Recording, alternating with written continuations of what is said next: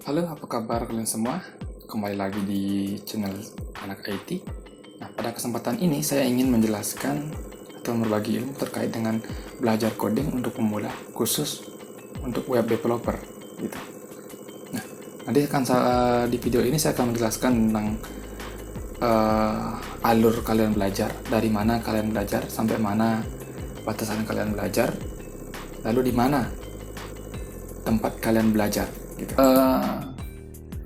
Dulu saya pertama kali belajar sebuah web program atau menjadi web developer.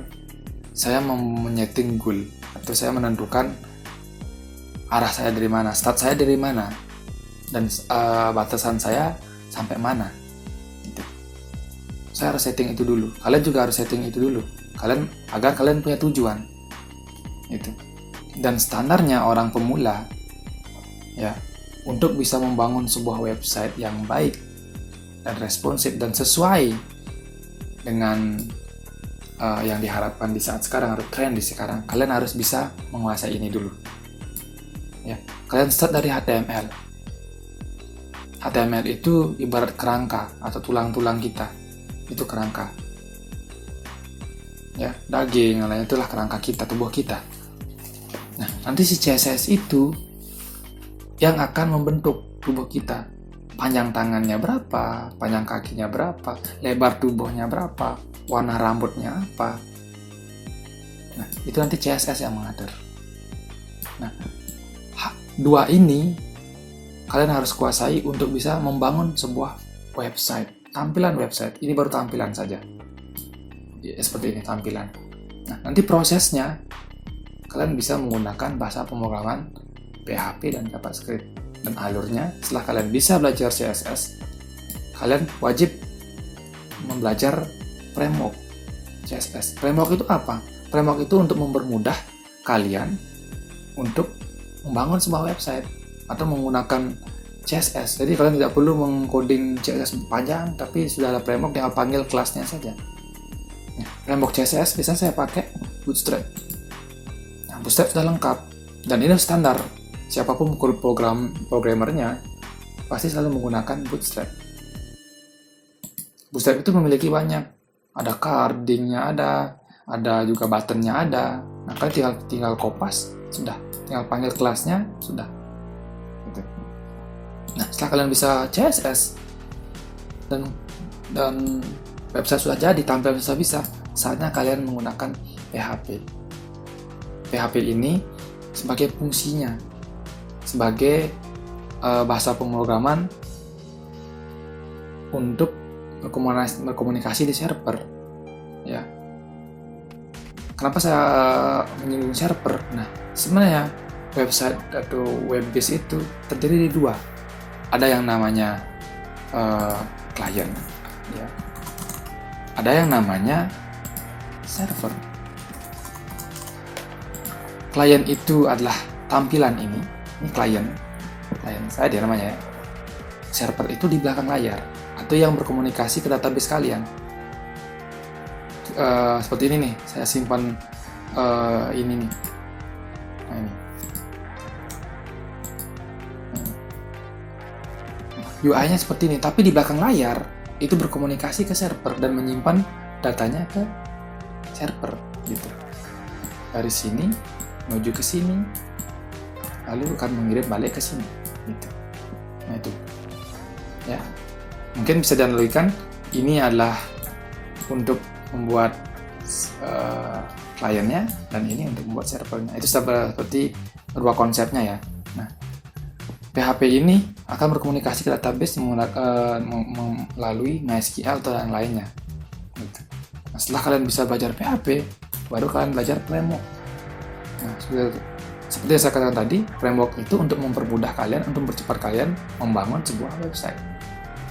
Setelah kalian bisa framework PHP, kalian bisa belajar JavaScript. Lalu fungsinya JavaScript itu apa? Nah, JavaScript itu sering digunakan untuk manipulasi. Contohnya seperti ini. Ini pertama awalnya warna biru, lalu klik ini jadi warna merah. Ini manipulasi. Dengan adanya JavaScript, website kalian jadi interaktif. adanya CSS, framework CSS, website kalian jadi responsif. Ya, Bootstrap ini digunakan untuk membuat responsif. Maksudnya responsif lah seperti ini. Tampilan website kalian itu mengikuti ukuran layar kalian. Nah, seperti ini. Di mobile jadi seperti ini. Di layar sekian jadi seperti ini. Nah, itu kedua ini ya. Nah, setelah kalian bisa menguasai ini, ya, kalian bisa belajar ke bahasa pemrograman lain, dan saya yakin akan lebih mudah gitu. Jika kalian sudah bisa menguasai salah satu bahasa pemrograman seperti ini PHP, untuk beralih ke bahasa pemrograman lain itu akan lebih cepat. Asal kalian paham fundamentalnya. Lalu kalian menentukan alurnya belajar, di mana saya harus belajar gitu. Ya, belajar itu di W3 School. Di W3 School ini ya sudah menyediakan banyak tutorial dan basic-basicnya sudah ada semua di sini, dan apa yang kalian perlukan sudah ada di sini. Dan bagusnya di W3 School kalian bisa langsung mencobanya dan akan tampil hasilnya. Contoh seperti ini.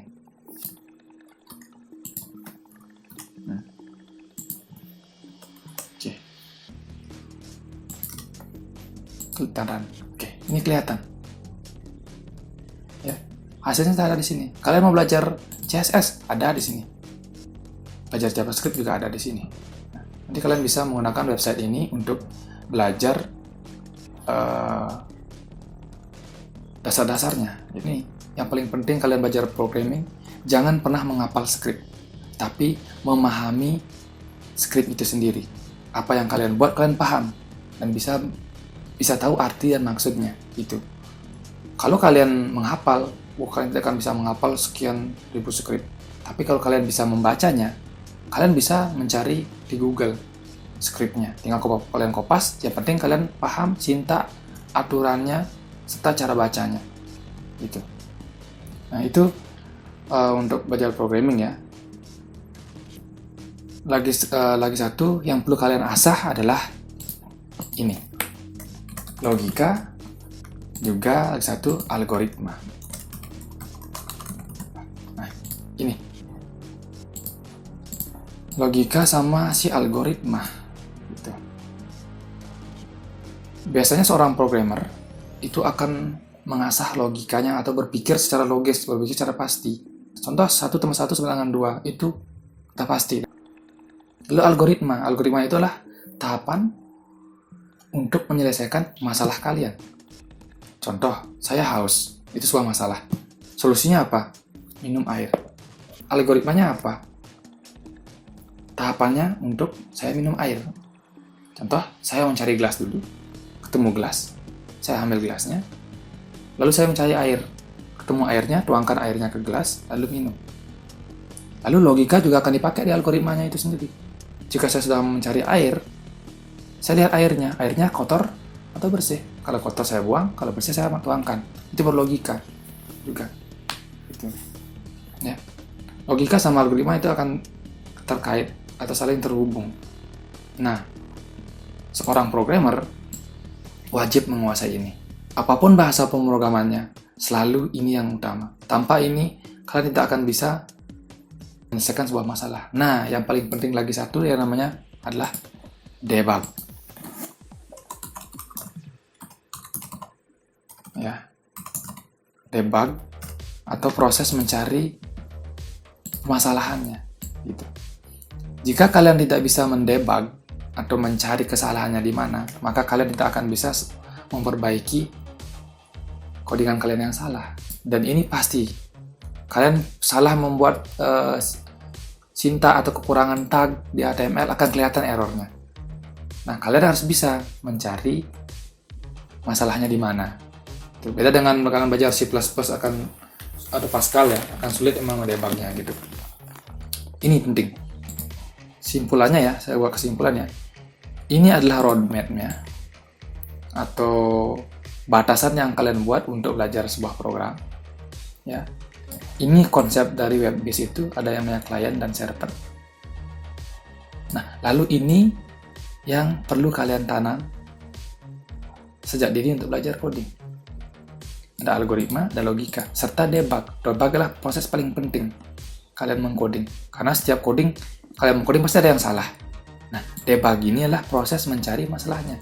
Apapun masalahnya, jika ada error, kalian bisa paste di Google.